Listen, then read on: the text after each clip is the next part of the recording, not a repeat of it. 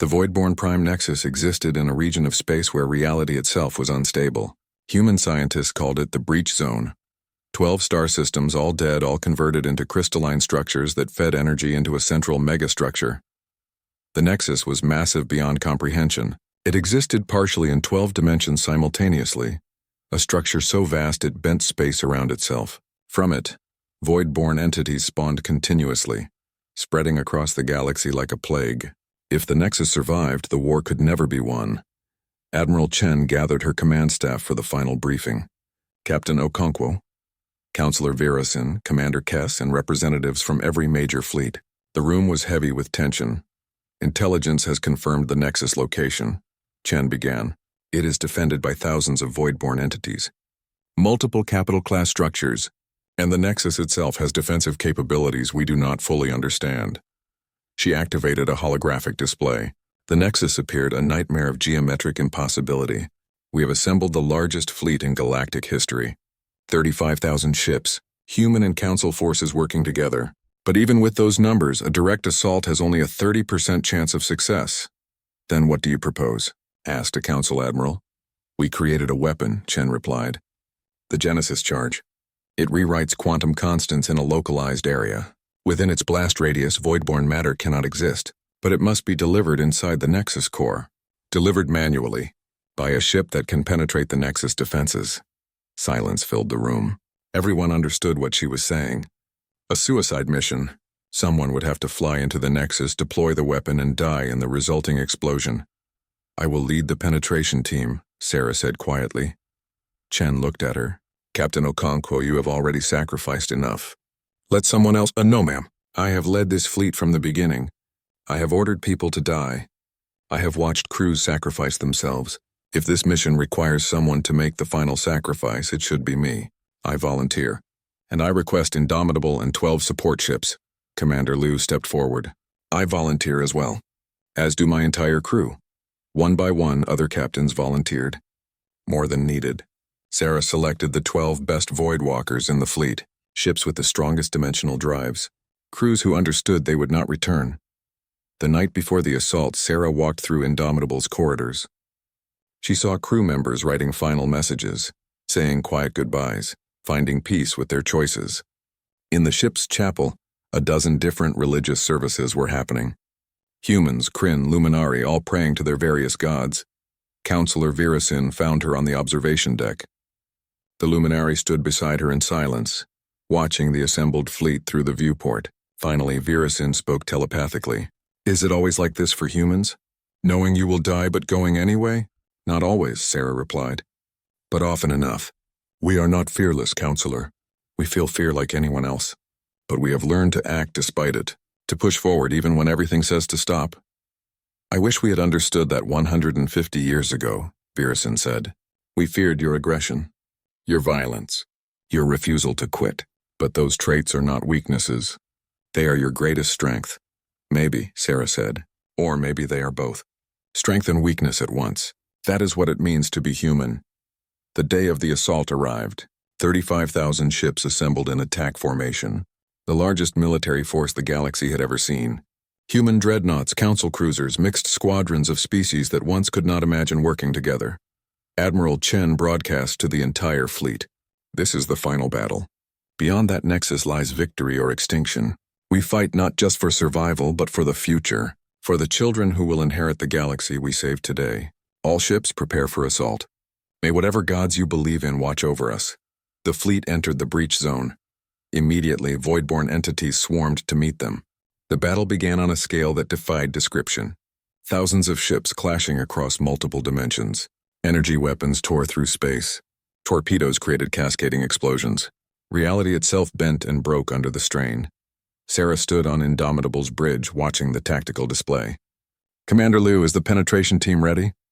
All 13 ships reporting ready, Captain. Genesis charge armed and loaded. Then let us finish this. All ships follow Indomitable. Target Nexus core. The 13 ships broke from the main fleet. They drove deeper into voidborn territory, using every trick humanity had learned. Quantum camouflage hid them from sensors. Dimensional shifts moved them through spaces the voidborn could not follow. Void drives pushed reality to its limits. But the Voidborn adapted. They focused fire on the penetration team. The destroyer Courage took a direct hit and exploded, its crew dying instantly. The cruiser Determination lost its void drive and fell behind, its captain broadcasting one final message before Voidborn entities overwhelmed the ship. One by one, ships fell. The destroyer Valiant Pride, the cruiser Never Surrender. Each sacrifice bought the others more time, cleared more space. But the cost was terrible. Commander Liu stayed behind to hold a dimensional gateway open.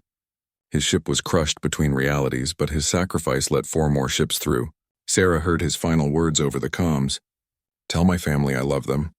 Tell them it mattered." Then he was gone. By the time Indomitable reached the Nexus core, only 3 ships remained. Sarah's dreadnought and 2 destroyers, both damaged and failing. The Nexus core loomed before them, a structure that hurt to look at, geometric patterns that violated physics, colors that should not exist. And then Sarah felt it. A presence. The Voidborn Central Intelligence. It was not a mind as humans understood minds. It was a collective consciousness, alien and vast. And it was aware of her. Images flooded her perception. Understanding forced itself into her consciousness. The Voidborn were not conquerors. They were refugees. Something existed beyond the observable universe, something so terrible that the Voidborn fled before it. They consumed galaxies not from malice but from desperate need, building a shield against the greater darkness. The intelligence offered her knowledge, warned her of what was coming. The thing they feared would arrive eventually. And when it did, all of reality would be at risk. Sarah understood. The Voidborn's actions made sense from their perspective. They were trying to survive just like humanity, just like the Council. But that did not change what they had done. Billions were dead. Civilizations were extinct. Sometimes even understandable actions could not be forgiven. "I hear you," Sarah transmitted. "I understand your fear, but you chose to save yourselves by destroying us. That is not survival, that is evil, and we will stop you." She turned to her remaining crew. "Arm the Genesis charge. Prepare for detonation." "Captain," the science officer said quietly, "if you activate it now, we die with them." "I know," Sarah replied. "But someone has to stay and make sure it detonates. Someone has to see this through to the end." She opened a channel to the fleet. "Admiral Chen, this is Okonkwo. We have reached the Nexus core. Genesis charge is armed. Pull back all forces to minimum safe distance. We will detonate in 60 seconds. Chen's voice came back, thick with emotion. "Understood, Captain. Your sacrifice will not be forgotten. Humanity owes you everything."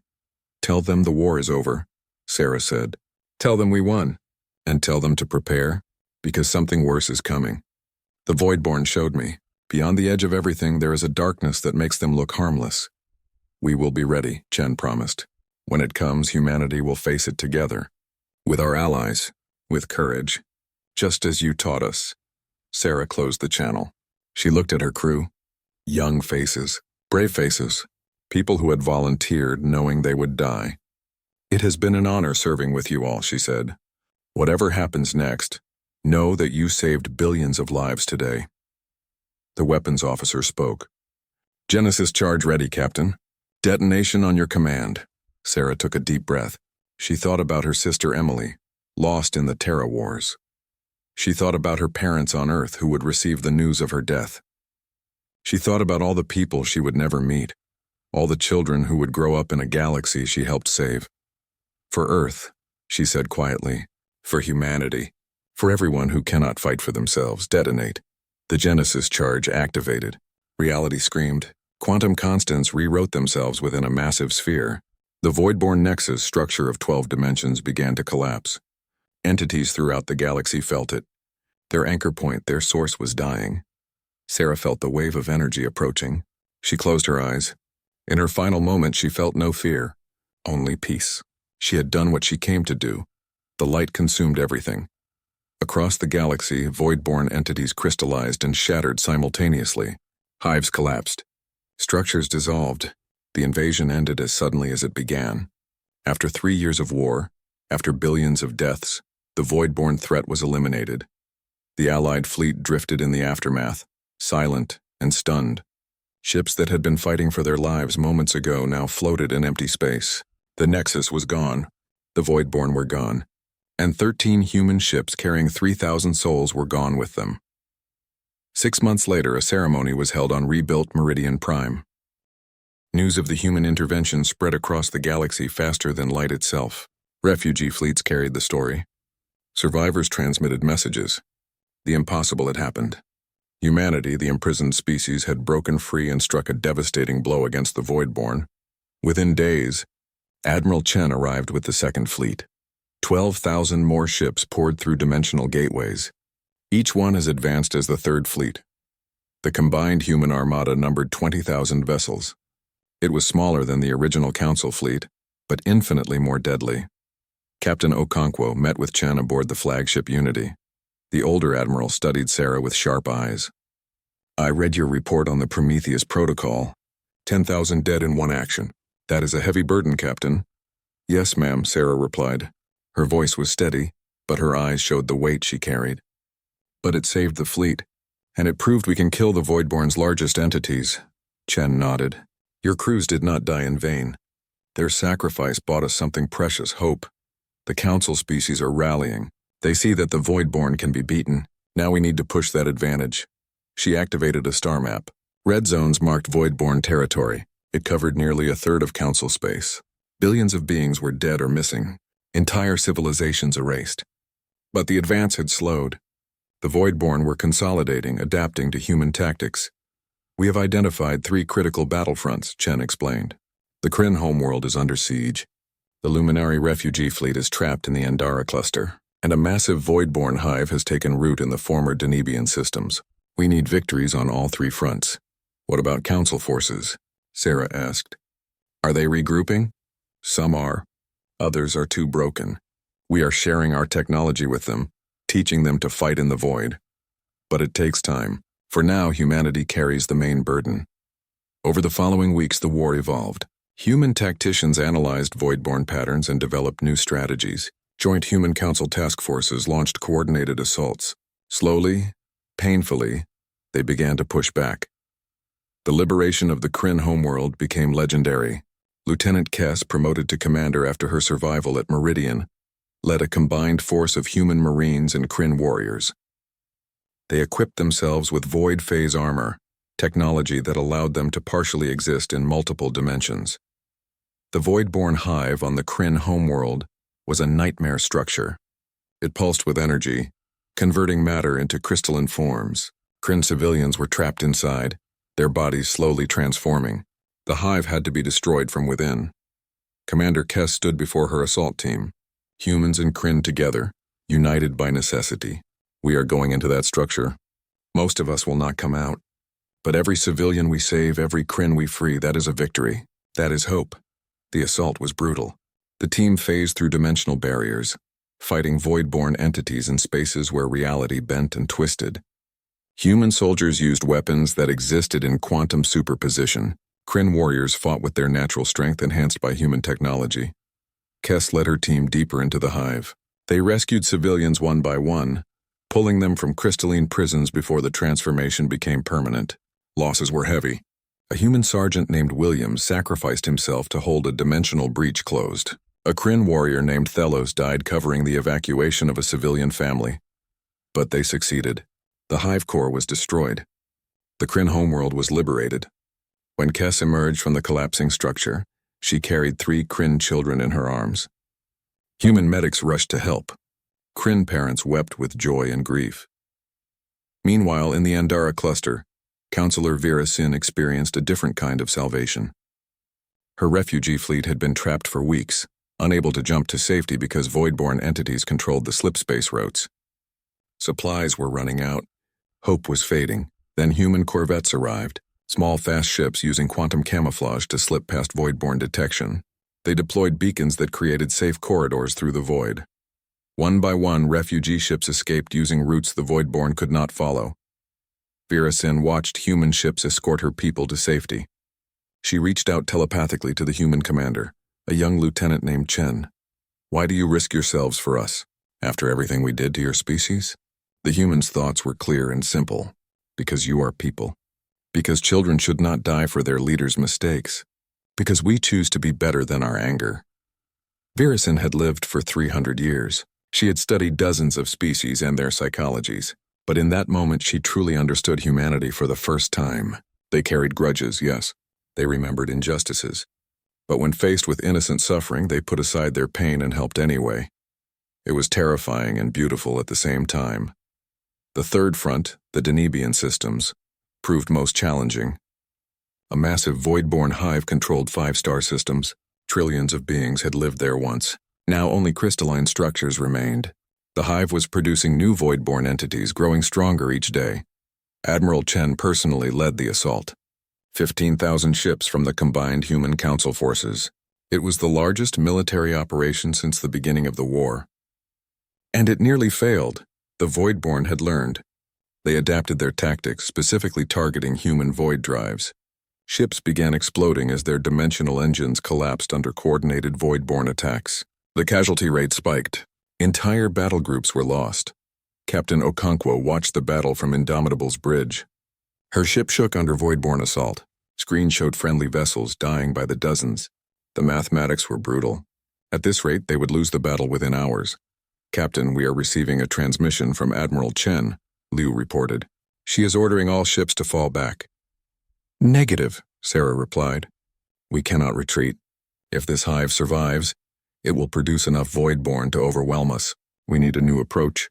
She studied the tactical display. The Voidborn hive existed partially in 12 dimensions. To destroy it, they needed to attack all 12 dimensions simultaneously. But coordinating such an assault was nearly impossible. Unless, "Get me Counselor Virasin," Sarah ordered suddenly, "and every other telepathic species in the fleet." Minutes later, Virasin appeared on the display. "Captain Okonkwo, how can we help?" "I need you to link the fleet telepathically. Human Voidwalkers can perceive multiple dimensions, but coordinating attacks across 12 dimensions is too complex. If you can create a telepathic network, we can synchronize perfectly." Virasin hesitated. "Such a link would be painful. Human minds are intense, loud. The strain could kill my people." "I know," Sarah said quietly. "I am asking you to sacrifice. Like humans have sacrificed. Like we all must sacrifice to win this war." Virasin closed her glowing eyes. She thought of her people, scattered and dying. She thought of the humans who had come to save them despite every reason to refuse. She thought of the future if there would even be one. "We will do it," she said. "Gather your Voidwalkers. We will link them." The telepathic network formed slowly. Luminary telepaths reached out to human Voidwalkers across the fleet. The connection was agony. Human thoughts were like storms, loud and chaotic and burning with determination. But the luminary held on. They channeled that chaos, organized it, gave it structure. For the first time, thousands of Voidwalkers operated as a single consciousness. They perceived the Voidborn hive across all 12 dimensions simultaneously. They identified weak points. They calculated firing solutions. They moved as one. "All ships," Sarah broadcast, "synchronize firing on the telepathic network. Target the hive core. Fire on my mark." She felt the network thrum with readiness. 15,000 ships, human and council, linked by telepathy and purpose. Mark. 15,000 ships fired simultaneously across 12 dimensions. The combined assault was devastating. The Voidborn hive tried to adapt, tried to shift dimensions, but there was nowhere to go. Every dimension was under attack at once. The hive core collapsed. Reality screamed. Voidborn entities throughout the system dissolved as their anchor point was destroyed. When the light faded, the Denebian systems were free. But the cost was terrible. 3 luminary telepaths died from the strain of maintaining the network. Hundreds of human ships were destroyed in the final assault, and everyone knew this was just one hive. There were more. Many more. That night, Captain Okonkwo sat alone in her quarters. She thought about the people who had died under her command. The crews of the 50 ships in the Prometheus Protocol, the soldiers lost in every battle, the telepaths who burned out their minds to save the fleet. A chime at her door. Counselor Virasin entered, her form dim and flickering from exhaustion. "May I speak with you, Captain?" "Of course." Virasin sat, her light pulsing weakly. "I experienced human consciousness today. Fully, completely. It was unlike anything I have ever felt. You carry such pain, such anger, such grief. But you weaponize it. You turn it into fuel. How do you bear it?" Sarah was quiet for a moment. "We bear it because we must. Because giving up is not an option. Because somewhere in the darkness there is always hope, even foolish hope. Those were Admiral Thexvol's last words, Virison said softly. Foolish hope. He spoke them as Meridian died. He hoped you would come. And you did. Admiral Thexvol was dead. His fortress had dissolved into crystalline geometry hours ago. But Lieutenant Kess survived. She floated in an escape pod, drifting through the debris field that used to be Meridian Prime. Around her, other pods blinked with distress signals. Survivors, not many, but some. The Voidborn had moved on to consume another system. They left Meridian behind, a twisted monument of impossible angles and crystallized matter. Kess stared at her homeworld through the pod's small window. It did not look like a planet anymore. It looked like a geometric sculpture made by something that did not understand reality. Her pod systems beeped. Life support was failing. She had maybe 12 hours left. Kess closed her eyes and tried not to think about dying alone in the dark. Then her sensors screamed an alert, dimensional breach. Multiple contacts. Massive energy signatures. Kess opened her eyes. Her screen showed something impossible. Ships were materializing from coordinates that should not exist. Not from slipspace. From somewhere else. From the void itself. At first, she thought the Voidborn had returned. But these signatures were different. Cleaner, more controlled. And then she saw them. Thousands of ships appearing like ghosts from the darkness. Their hulls shimmered with energy she did not recognize. Their designs were alien but somehow familiar. A transmission cut through the silence. It was in Galactic Standard, but the accent was strange. Ancient. A voice humanity had not used in 150 years. Galactic Council Forces. This is Captain Sarah Okonkwo of the Terran Third Fleet. We received your distress beacon. We are here to end this. Kess could not breathe. Humans. The humans had come. The species the Council had feared so much they locked them away. The warriors who fought the entire galaxy to a standstill. They were here. The human fleet spread out across Meridian's orbit. 8,000 ships moved with perfect coordination. Kess watched them deploy in formations she did not recognize. Their technology was beyond anything the Council possessed. How much had humanity advanced during their isolation? A smaller ship approached her pod. It matched velocity and extended a docking tube. Kess felt the magnetic clamps engage. Then the pod's door opened and she saw humans for the first time in her life.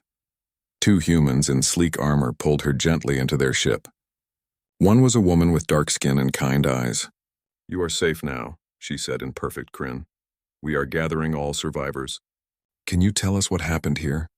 Kess tried to speak, but emotion choked her. The humans did not press. They gave her water and a warm blanket. As her pod was pulled into the rescue ship's bay, she saw dozens of other survivors being treated with the same care.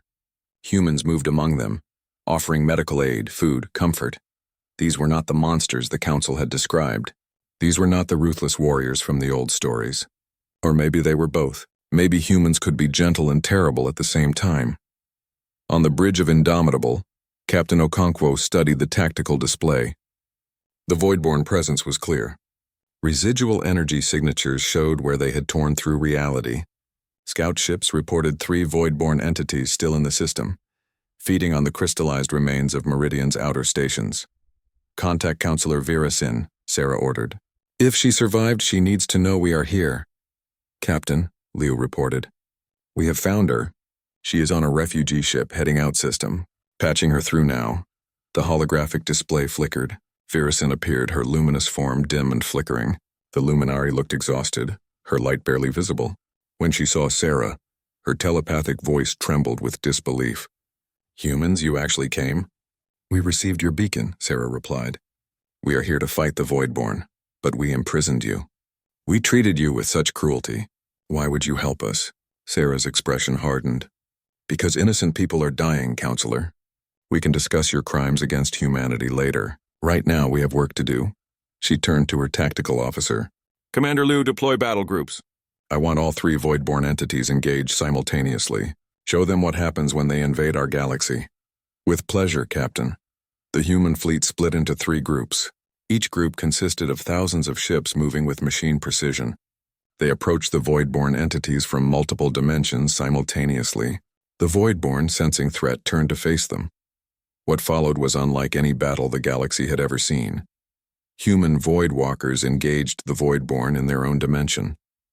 These were humans who had trained their entire lives to perceive and navigate the spaces between spaces. They could see the Voidborn's true forms, understand their geometry, and fight them where they lived. The weapons humanity brought were beyond Council understanding. Paradox torpedoes created temporal loops, trapping Voidborn fragments in causality bubbles. Quantum artillery fired rounds that existed in multiple states simultaneously, hitting targets across different dimensions at once. Dimensional cannons tore holes in reality itself, collapsing the structures the Voidborn needed to maintain form. Kess watched from the rescue ship, her antennae trembling. The Voidborn, creatures that had destroyed 40,000 Council ships, were being torn apart. The humans fought with terrifying efficiency. No hesitation, no fear, just cold, calculated violence. But the Voidborn adapted. One of the entities managed to collapse the quantum field around a human destroyer. The ship twisted and screamed as reality bent around it. Then it exploded, taking 300 crew members with it. Sarah watched the destroyer die on her tactical display. She felt the loss like a physical blow. 300 people, 300 families who would receive terrible news. But she could not afford to stop. All ships continue assault. Focus fire on Entity 2. Bring it down. The battle raged for hours. Ship after ship fired everything they had. The Voidborn entities fought back with crystalline tendrils and reality-warping energy. More human ships fell. The destroyer Valiant was torn apart when a Voidborn entity collapsed its void drive. The cruiser. Remember, Earth sacrificed itself to seal a dimensional breach, detonating its reactor to close the gateway. Sarah's hands gripped her command chair as casualty reports piled up. Every name was a person. Every number was someone's child, parent, friend. But they kept fighting, because that was what humans did. They paid the price and kept moving forward. Then sensors detected something massive approaching. A Voidborn entity larger than anything they had seen before. It was the size of Jupiter, a structure of pure crystalline energy that existed partially in 12 dimensions at once. Contact, Liu shouted. Voidborn capital-class entity entering the system. Energy readings are off the scale. Captain, this thing could consume the entire fleet. Sarah stared at the readings. This was the real threat. The 3 entities they had been fighting were just scouts. This monster was the main force. She opened a fleet channel. All ships fall back to defensive formation. Prepare for, Captain, interrupted the science officer. I have an idea. The Prometheus Protocol. Sarah went still. The Prometheus Protocol, a theoretical weapon never tested in combat. It required 50 ships to form a geometric pattern and simultaneously detonate their void cores. The resulting cascade would create an artificial singularity powerful enough to tear apart even massive Voidborn structures. It would also kill everyone on those 50 ships. No survivors. No escape. How long to coordinate? Sarah asked quietly. 2 minutes, Captain.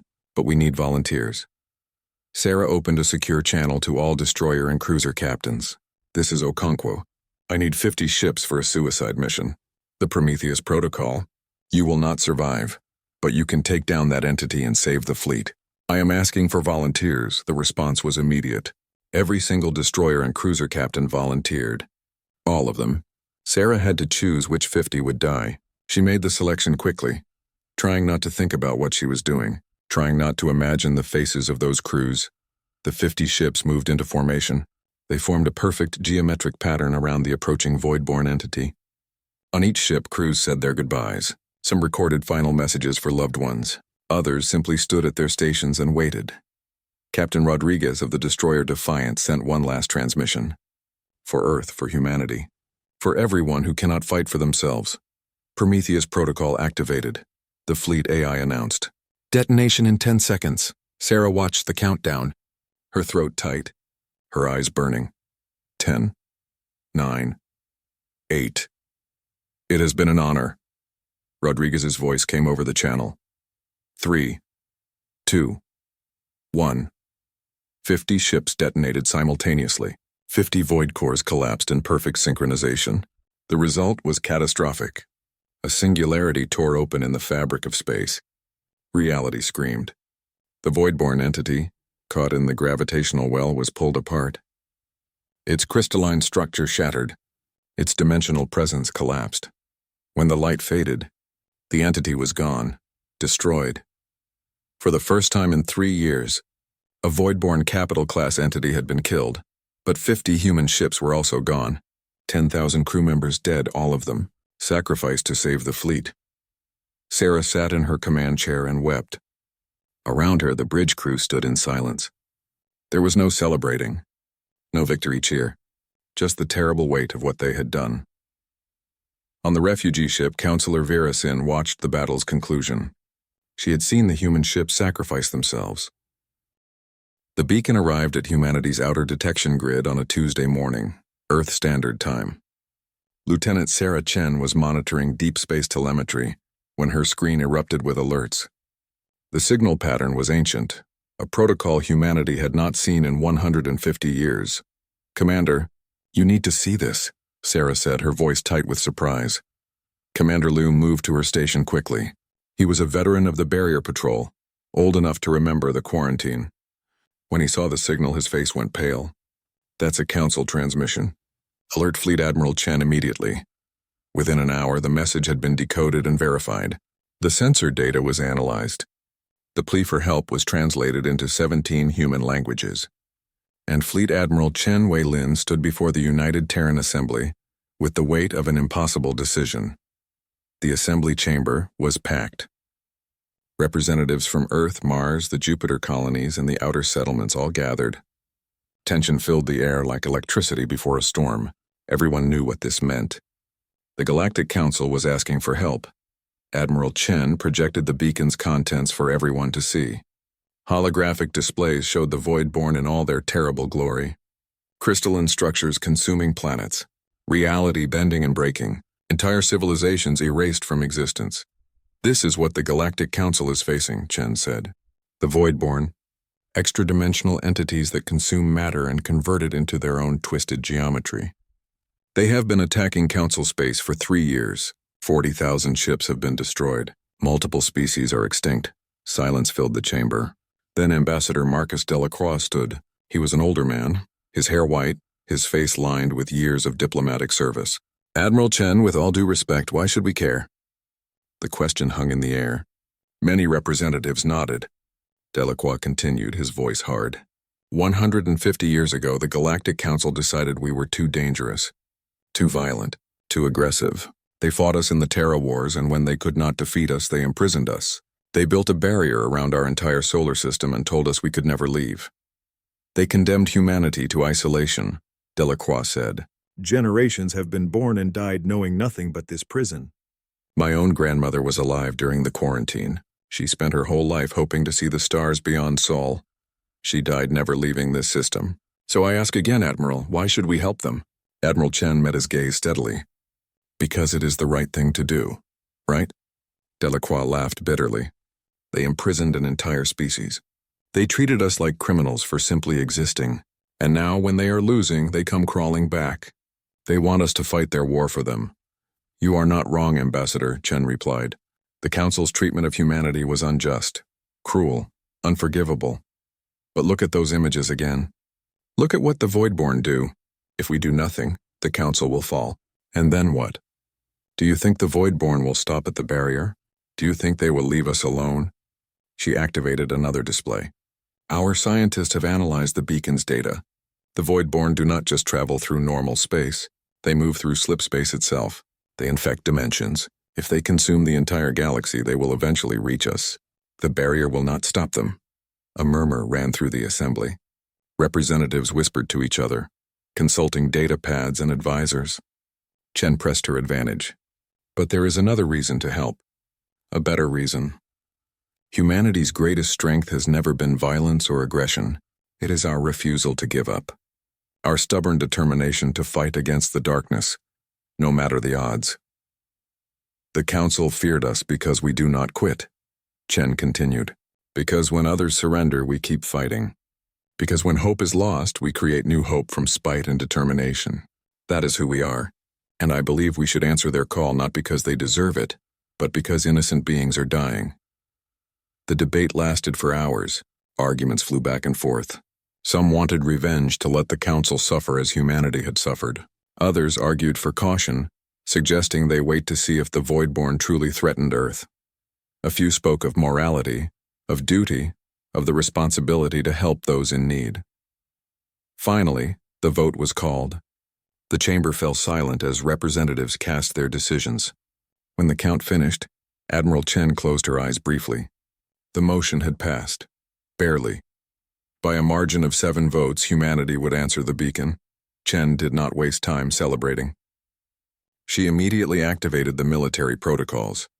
The Third Fleet would muster. But this would not be the fleet the Council remembered. Humanity had not been idle during its imprisonment. In the Sol system's outer reaches, massive shipyards came to life. These were humanity's secret, built over decades in the shadow of the barrier. While the Council thought humans were trapped and helpless, humanity had been preparing. 150 years of isolation had forced humanity to evolve. Unable to expand outward, they had expanded inward, into quantum mechanics, into dimensional physics, into places the Council had never imagined. The barrier that was meant to contain humanity had instead become a laboratory. Captain Sarah Okonkwo stood on the bridge of the dreadnought Indomitable and watched the fleet assemble. 8,000 warships gathered in formation. Each one was a generation beyond anything the Council possessed. Sleek hulls that seemed to shimmer between states of existence, weapons that bent the laws of physics, engines that did not just travel through space but walked the void between dimensions. Sarah had lost her sister during the Terra Wars. Emily Okonkwo had been a fighter pilot, shot down by Council forces when she tried to break through the barrier. Sarah had joined the military because of that loss. She had spent her entire career patrolling the barrier, dreaming of the day humanity would be free. Now that day had come, but not the way she imagined. Captain, her executive officer, Commander Jackson Liu, approached. All ships are reporting ready. The void drives are charged. We await your order. Sarah looked at the crew around her. Young faces, old faces, people from Earth, Mars, Europa, Titan, all of them volunteers, all of them knowing they might not return. Do we have final coordinates? Yes, ma'am. Meridian Prime, or what is left of it. Sarah nodded slowly. She opened a fleet-wide channel. 8,000 ships, 2 million crew members, all waiting for her words. Attention, Third Fleet. This is Captain Okonkwo. You all know why we are here. The Galactic Council, the same council that imprisoned us, has asked for our help. Many of you have every right to refuse, to let them face their extinction alone. She paused, choosing her next words carefully. But we are not answering this call for the Council. We are answering it because billions of innocent beings are dying, because children are watching their parents dissolve into crystalline nightmares, because somewhere in that darkness there are people who just want to survive. The Council feared humanity because we do not break, Sarah continued, because when faced with impossible odds we get angry instead of afraid, because we weaponize our spite and turn it into hope. Today we show them they were right to fear us, but wrong about why. All ships prepare void drives. We are going to do something no Council species has ever managed. We are going to break through the barrier they built to contain us, and then we are going to punch through reality itself and hit the Voidborn where they live. She took a deep breath. Third Fleet, activate void drives. Target, the space between spaces. We walk the void. 8,000 ships began to change. Their hulls shimmered and blurred. Reality bent around them. The void drives, humanity's greatest achievement, tore holes in the fabric of normal space. These were not slipspace engines. These were something far more advanced. The barrier that surrounded Sol, the wall that had contained humanity for 150 years, began to scream. Alarms sounded across its entire length. The energy patterns the Council had woven into subspace started to unravel. And then, like ghosts passing through a wall, the human fleet simply stepped sideways through dimensions. The barrier might as well have been made of paper. Humanity walked through it as if it had never existed. On the bridge of Indomitable, Sarah felt the transition. Reality folded around the ship. Colors that did not exist painted the view screens. Her Voidwalker senses activated, allowing her to perceive the spaces between spaces. This was the void, the dimension beneath dimensions. The Voidborn lived here, but now humanity had learned to walk here too. All ships accounted for, Liu reported. Void drive stable. Navigation confirms we are on course for Meridian Prime. Time to arrival? 47 minutes at current speed. Sarah nodded. 47 minutes through the void. What would have taken weeks through normal space or days through slip space, humanity could now cross in less than an hour. All hands battle stations. When we arrive at Meridian, we go in hot. No holding back. No mercy for the Voidborn. She looked out at the impossible colors of the void. Somewhere ahead, a civilization was dying. A council that had wronged humanity beyond measure was facing extinction. And despite everything, despite the anger and the pain and the injustice, humanity was coming to help. Because that was what humans did. They fought for those who could not fight for themselves. Even when it hurt. Even when it was not fair. The sky above Meridian Prime burned with colors that should not exist. Admiral Thexfall stood on the observation deck of the orbital fortress and watched his world die. Below him, the planet's surface rippled like water. Buildings bent and twisted into impossible shapes. The Voidborn were rewriting reality itself. Thexfall's forearms hung limp at his sides. His chitinous exoskeleton, once polished to a proud shine, was now dulled with dust and exhaustion.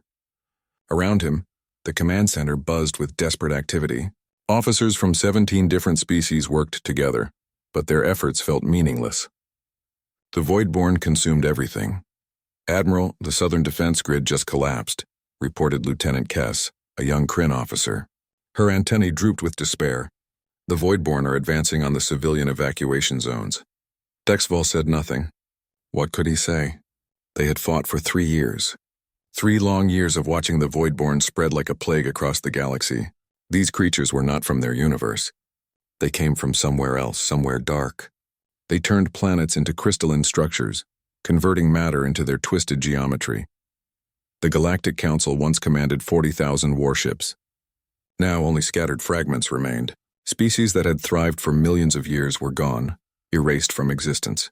The Voidborn left nothing behind but quantum shadows and impossible angles. "How many evacuation ships got away?" Thexfall asked quietly. 37, sir. Carrying approximately 2 million refugees, but... Kess hesitated. But where can they go?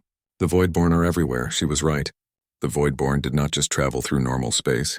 They moved through slip space, the dimension ships used for faster-than-light travel. They infected it like a virus. Every jump point, every safe road was compromised. The refugees were fleeing into a trap. A soft chime interrupted his thoughts. Counselor Virasin materialized on the holographic display. The luminary looked like pure light shaped into a vaguely humanoid form. But now that light flickered weakly. Even telepathic beings could feel despair. "Admiral Thexfall," Virasin's voice echoed in his mind. "The Council is gathering for an emergency session. We must discuss our final option." Final option. The words hung heavy in the air. Thexfall knew what she meant. For months, whispers had circulated through the council chambers. A forbidden topic, a dangerous idea. But now, with extinction staring them down, forbidden did not matter anymore. The council chamber was a shadow of its former glory. Once, representatives from 17 species met here to discuss trade, diplomacy, and peace. The room had gleamed with technology and hope. Now only 7 counselors remained. The others were dead or missing, their species extinct or scattered. Virasin stood at the center, her light casting long shadows. "We have one option left," she said, her telepathic voice reaching everyone simultaneously. The humans, silence. Then angry chittering from Counselor Brechtal, a massive crustacean-like being. "The humans? You cannot be serious. We quarantined them for good reason."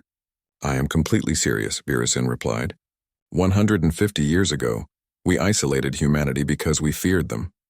They were too aggressive, too adaptable, too dangerous. We built a subspace barrier around their solar system and told ourselves we were protecting the galaxy. And that fear was justified, Brechtel snapped. "Do you remember the Terra Wars? A few thousand human ships fought our entire fleet to a standstill. They developed new weapons faster than we could counter them. They showed no mercy, no hesitation." "Yes," Virasin said softly. "They were terrifying. But now we need that terror on our side." Thexfall stepped forward. His voice was tired but firm. "The Voidborn have destroyed everything we built. Our fleets are broken. Our worlds are gone. If we do nothing, we will be extinct within months. I say we send the beacon." "But will they even help us?" another counselor asked. "We imprisoned them.